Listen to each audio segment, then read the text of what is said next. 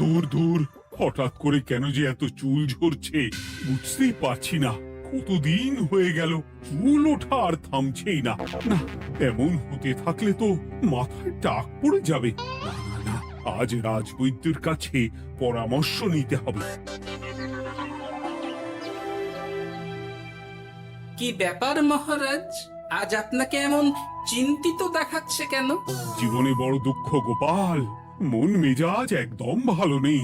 সে কি, কি হয়েছে মহারাজ? গোপাল থাকতে দুঃখ কিসের? আর বলো না, মাথার চুলগুলো আজকাল ঝড়ে পড়া পাতার মতো পটপট করে ঝরে যাচ্ছে। আমি তো জানি কেন এমন হচ্ছে, কিন্তু এখনই মুখ খুললে চলবে না। আর একটু বেশি বিপদ বাড়লে তখন মাঠে নামবো। তাই বলুন।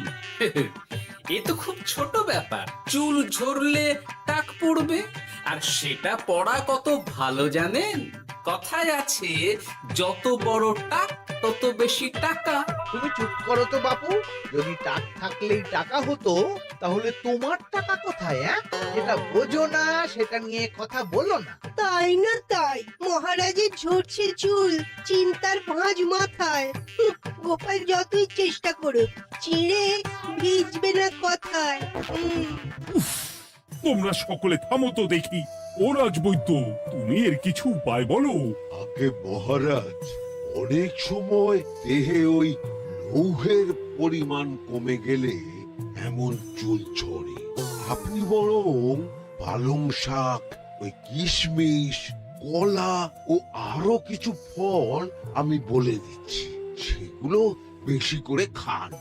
আচ্ছা আচ্ছা আচ্ছা, তবে তাই করে দেখি।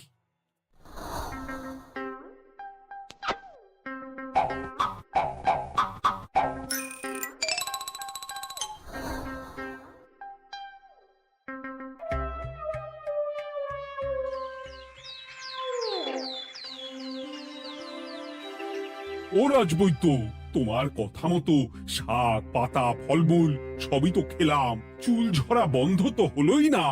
তো জানতামই এমন হবে। কিন্তু মহারাজ, এমনটা তো হওয়ার কথা নয়। কিন্তু হচ্ছে তো। আরে আমার সাধে চুল, কোথায় চলে গেলি সব?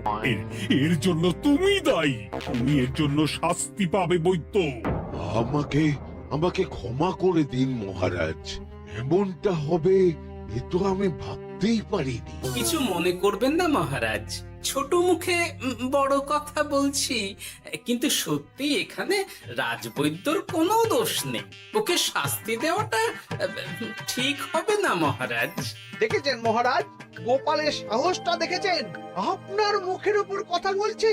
তা বলি, তুমি যখন এতই বোঝো, তাহলে নিজেই একটা আস্ত লোহা খেয়ে দেখো না, তোমার মাথায় চুল গজাচ্ছে কিনা।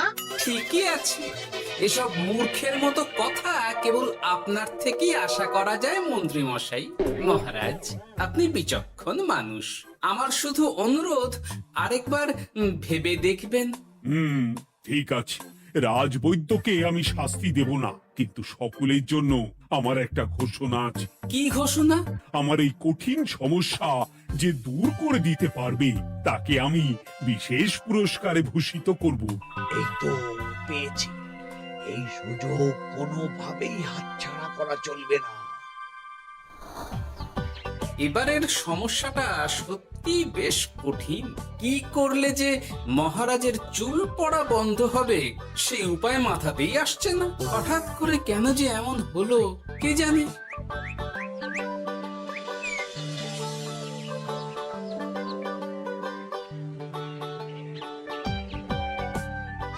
ও মা, তুমি এসে গেছো? একটু বসো, আমি তেলটা মেখেই হাত ধুয়ে খাবারটা বাড়ছি। হ্যাঁ, সে ঠিক আছে, কিন্তু তুমি কিসের তেল মাখছো এটা? কি আবার মাথার চুলের তেল? এখানেও চুল, ওদিকে মহারাজেরও চুল ঝরে পড়া নিয়ে আমরা সবাই হিমশিম খাচ্ছি গিন্নি। আরে, মহারাজের অত সুন্দর কালো চুলগুলো ঝরে যাচ্ছে, এ তো ভারী দুঃখের কথা। সে আর বলতে। ওই জন্যেই তো আমি বাবা মাথায় এই জড়িবুটি তেল মাখি, এতে চুলের গোড়া শক্ত করে, চুলকে ভালো রাখে, নতুন চুল গজায় সব। হ্যাঁ কি কি বললে? নতুন চুলও গজায়? সত্যি? হ্যাঁ, বাহ, তাহলে আর চিন্তা কি। আমাকে এই তেলটা একটু দিতে পারবে গিন্নি? মহারাজকে দিয়ে আসি। উনি বলেছেন যে ওনার সমস্যা দূর করতে পারবে তাকে উনি পুরস্কার দেবেন। ওমা, এই তাই নাকি? এই তো দারুণ ব্যাপার গো। নাও নাও নাও, তেলখানা নিয়ে মহারাজকে কাল দিয়ে এসো তাহলে। আর জানিয়ে দিও, দিনে 2 বার কিন্তু তেল মাখতেই হবে। হ্যাঁ, আচ্ছা, ঠিক আছে।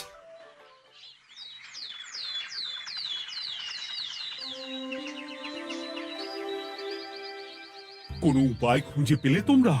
আগে মহারাজ, আমি আপনার জন্য নকল চুল বানিয়ে এনেছি। যতদিন আপনার চুল পড়া বন্ধ না হচ্ছে ততদিন আপনি এটা পরে ব্যবহার করতে পারেন। সে তো বুঝলাম, কিন্তু নকল চুল তো আর আসল চুলে জায়গা নিতে পারবে না বিজ্ঞানী। আসল চুলের কথা ভেবে আমি আপনার জন্য কেশুত্তে পাতা এনেছি মহারাজ।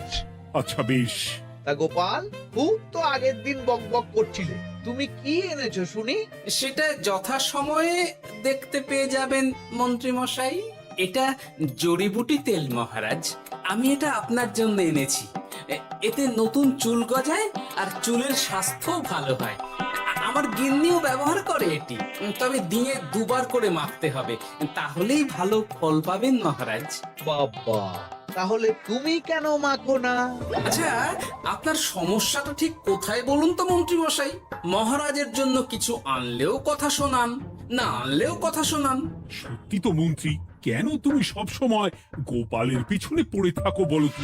এরা তো তাও সবাই কিছু না কিছু আমার কথা চিন্তা করে এনেছে, তুমি তো সেটাও করনি। না, আসলে মহারাজ, আমিও ভাবছিলাম আপনার কথা, কিন্তু থাক, বুঝেছি।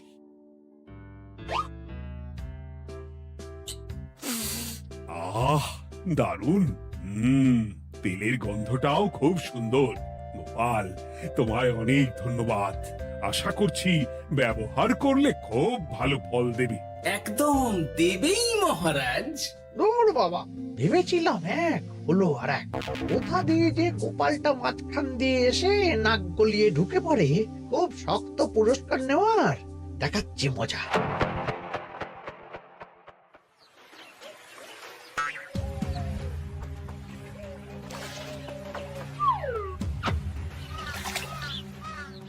এবারে গোপালের তেল দিয়েই সব কিছু তোলপাড় করব।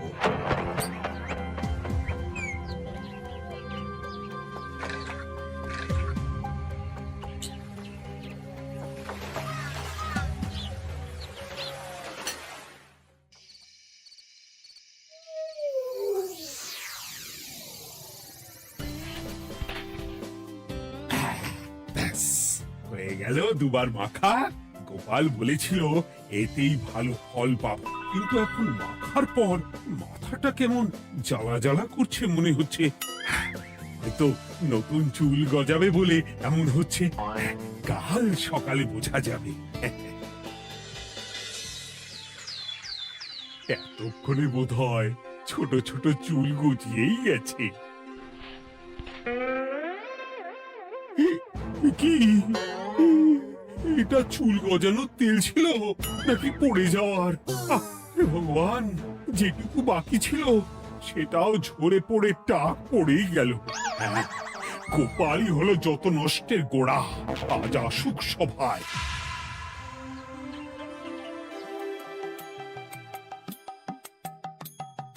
এই যে এখন এলেন উনি। ও কি মহারাজ, আপনি এমন কাপড় মাথায় জড়িয়ে বসে আছেন কেন? তুমি আর এমন প্রশ্ন জিজ্ঞাসা করো না গোপাল, তোমার দয়াতেই মহারাজের এমন অবস্থা। মানে? মানেটা আমি তোমায় দেখাচ্ছি, দাঁড়াও। এই যে গোপালের দেওয়া তেল মেখেই আমার এমন হয়েছে, আর তার জন্য আমি তোমাকে কোনোদিনও ক্ষমা করব না গোপাল। বিশ্বাস করুন মহারাজ, আমার গিন্নিও মাখে এই তেল, কিন্তু এমন কিছু তো এখনো পর্যন্ত ঘটেনি। আমি আর কিচ্ছু শুনতে চাই না। আমার মাথা ভর্তি চুল আমি ফেরত চাই। যতদিন না আমার মাথার সব চুল ফিরে আসছে ততদিন আমি তোমার মুখও দেখতে চাই না। মহারাজ, আপনার কোনো চিন্তা নেই, আমি তো আছি। এবার এই সমস্যার একটা সমাধান আমি করেই ছাড়বো। কি ব্যাপার, মন্ত্রী মশাই এত লাফাচ্ছে কেন? এসবের পেছনে আবার ওনার হাত নেই তো? না, ব্যাপারটা পরে দেখতে হচ্ছে।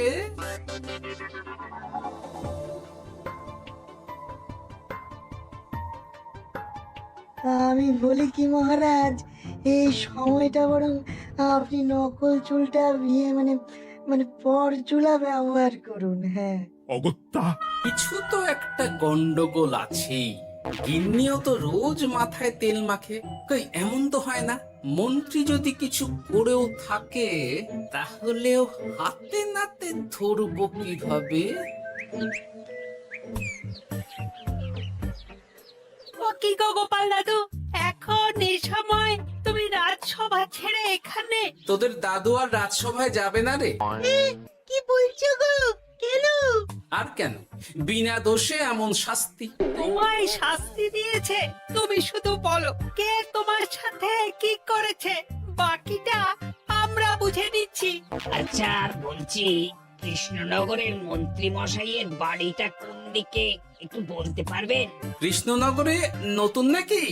আগে তো আপনাকে কখনো দেখেছি বলে মনে পড়ছে না। হ্যাঁ, আমি এখানে থাকি না, আমি এখানে আমার কাজে এসেছি, তাই মন্ত্রী মশাইয়ের বাড়ির ঠিকানাটা যদি একটু বলে দেন। নিশ্চয়ই, এ পথ দিয়ে সোজা চলে যান, তারপর কিছুটা ডান দিকে গেলেই পেয়ে যাবেন। আচ্ছা, অনেক ধন্যবাদ। ভিন গায়ের লোক মন্ত্রী মশাইয়ের বাড়িতে? ব্যাপারটা বেশ সন্দেহজনক লাগছে। এই এই গুলটে ন্যাপলা, তোরা তোরা দুজন একটু আড়াল থেকে দেখতো লোকটা মন্ত্রী মশাইয়ের বাড়িতে ঠিক কি জন্য এসেছে, তারপর আমায় খবর দিস। ঠিক আছে গোপাল দাদু। তোমার আবার এখানে আসার কি দরকার ছিল? আমি তো বলেছি যে আমি ঠিক গিয়ে তোমার পাওনা গন্ডা মিটিয়ে দেবো। মিটিয়ে দেবে? কতদিন হয়ে গেছে জানেন? দেখো, হয় আমার কীটনাশক আর সার সব ফিরিয়ে দিন, নয়তো আমার জিনিসের দাম মিটিয়ে দিন। কীটনাশক, সার আর কি করে ফেরত দেবো বলো? ও তো সব পুকুরের জলে মিশে গেছে। ওসব আমি জানি না, আমার পাওনা গন্ডা মিটিয়ে দিন, ব্যাস। চল চল, এখনই তাহলে গোপাল দাদুকে গিয়ে সব জানাই। হ্যাঁ, চল চল। দাদু, ও গোপাল দাদু, তোরা এসে গেছিস? আয় আয় আয় আয় আয়। মন্ত্রী মশাইয়ের মুখ থেকে অনেক খবর পেলাম। তাই নাকি? কি শুনি? মন্ত্রী মশাই ওই লোকটার কাছ থেকে অনেক কীটনাশক সার নিয়েছে, কিন্তু এখনো জিনিসের দাম মেটায়নি। হ্যাঁ, ওই জন্যই তো মন্ত্রী মশাইয়ের উপর লোকটা খুব রেগেছিল, হুমকিও দিয়েছে 1 সপ্তাহের মধ্যে জিনিসের দাম সব মিটিয়ে দিতে হবে। তাই নাকি? কিন্তু কীটনাশক সার নিয়ে মন্ত্রী মশাই কি করবে? সেটা তো বলতে পারবো না দাদু। তবে হ্যাঁ, মন্ত্রী মশাই ওই লোকটাকে বলছিল যে ওই সব কীটনাশক সার পুকুরের জলে মিশে গেছে। কি বললি? পুকুরের জলে? আচ্ছা, এবার দুয়ে দুয়ে 4 করা গেল। অনেক ধন্যবাদ রে তোদের। বল বল, তোরা কি খাবি? কিচ্ছু লাগবে না গোপাল দাদু, তবে ভোলা বয়ের আর মিষ্টি খাওয়ালে। আচ্ছা আচ্ছা।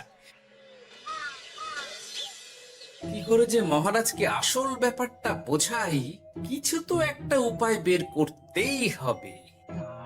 বলি বাবা, রাজসভায় যেতে হবে না বলে কি সারাদিন এইভাবেই শয়নে শয়নে দিন কাটাবেন বাবা? হ্যাঁ? উপায় পেয়ে গেছি। বুঝলে গিন্নি, আমাকে একটা জায়গায় যেতে হবে, বুঝলে? তারপর ওখানে যদি কাজ হয় তাহলে আগামীকাল রাজসভায় আমি যাব। কিন্তু তুমি যে বলেছিলে তোমার এখন ছুটি, হ্যাঁ? কি আর করি বলো, গুরুত্বপূর্ণ একটা কাজ, তাই যেতেই হবে। আচ্ছা, যাও।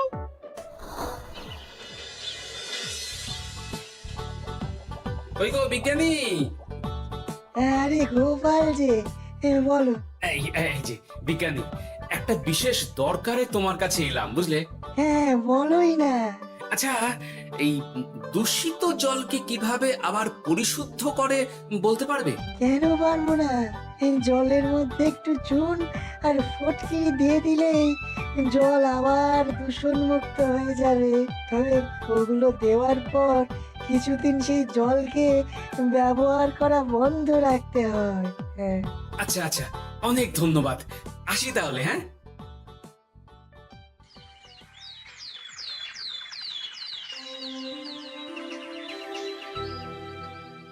ছায়া পড়েছে, ছায়া পড়েছে।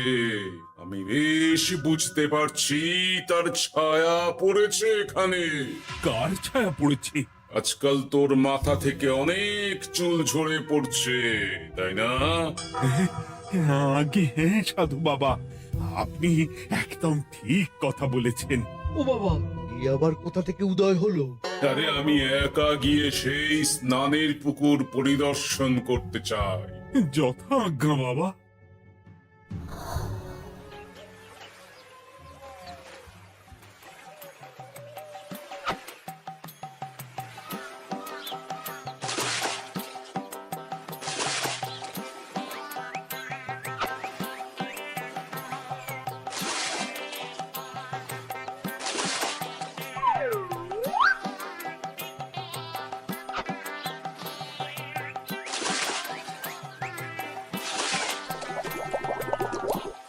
যাক বাবা, মোটামুটি সপ্তাহখানেক এভাবে থাকলেই পুকুরের জল আবার আগের মতো পরিষ্কার হয়ে যাবে।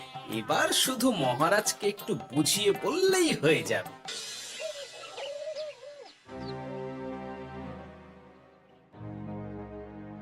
কি বুঝলেন সাধু বাবা? আমার অনুমানটাই ঠিক ছিল। পুকুরের জলে কালো ছায়া পড়েছে, কুদৃষ্টি পড়েছে, তাই এমন হচ্ছে। সে কি? কি কালো ছায়া? যত সব বাজে কথা।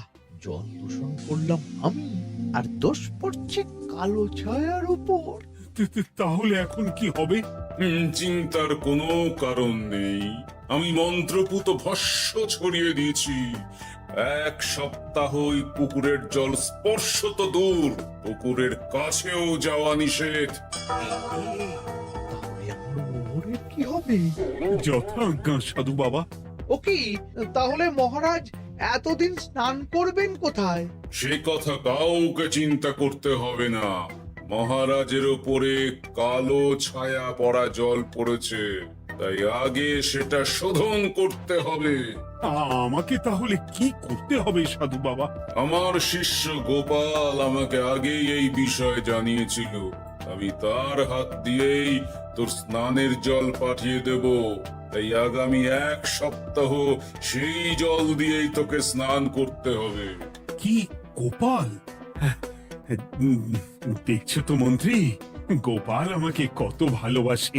আমি ওকে কত কথা শোনালাম, কিন্তু না না না না, কাল থেকেই আমি আবার গোপালকে রাজসভায় ডেকে আনবো। আমি আসছি, আমার কাজ হয়ে গেছে। আর হ্যাঁ, তোর স্নানের পুকুরের চারিদিকে প্রহরীর বন্দোবস্ত কর, কাক পক্ষীও যেন ওখানে প্রবেশ করতে না পারে। আচ্ছা বাবা, আচ্ছা।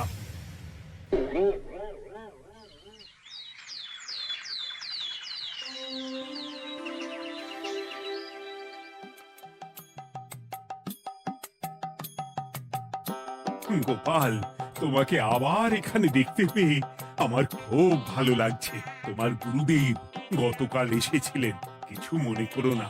না বুঝেই তোমাকে অনেক কথা শুনিয়েছি। না মহারাজ, আমি জানি আপনি আমাকে খুব ভালোবাসেন, তাই আমি কিছু মনে করিনি মহারাজ। এই নিন, আমি আপনার স্নানের জল এনেছি। হ্যাঁ হ্যাঁ হ্যাঁ, দাও দাও দাও।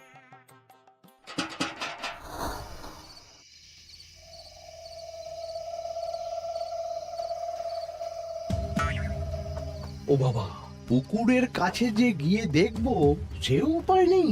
চারপাশে প্রহরীতে ভর্তি, তাহলে কি সত্যি সত্যি কালো ছায়া পড়েছে? ভালোই হলো, পাওনাদারকে বলে দেবো কীটনাশকটা জালি ছিল। হি।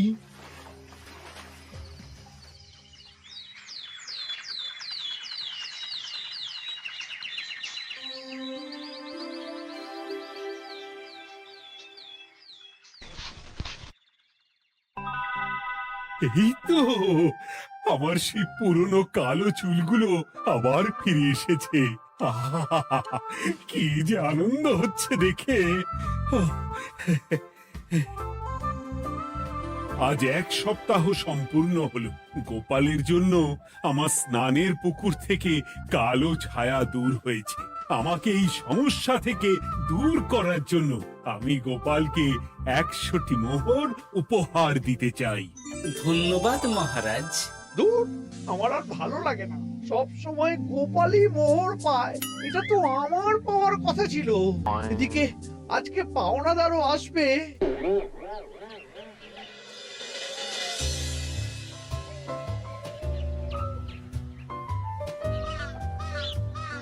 গোপাল দাদু, ওই লোকটা এসে গেছে। আচ্ছা, আসছি।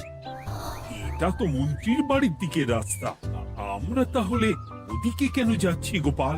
আপনার পুকুরের আসল রহস্যটা কি সেটা আপনি জানবেন না মহারাজ?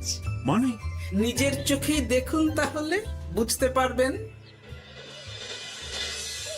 আর একটু সময় দাও আমায় ভাই, এমনিতেও তোমার কীটনাশক কোনো কাজের নয়। কি এখন এসব কথা? আর একদিনও সময় দিতে পারছি না। একটু বোঝো, একটু। সব আমি মহারাজের পুকুরের জলে মিশিয়ে দিয়েছি। মন্ত্রী, তুমি তাহলে সেই কালো ছায়া? মহারাজ, আপনার পর্দা ফাঁস হয়ে গেছে মন্ত্রী মশাই। তুমি তাহলে সবটা জানতে? একদম প্রথম থেকে। এই যে, খুব জোর ফেসেছি। এদিকে পাওনাদার, ওদিকে মহারাজ, এইখান থেকে কেটে পড়তে হবে। ইহ! গন্ডগোল করে আবার পালানো হচ্ছে তবে রে। বলো, কেন করেছিলে?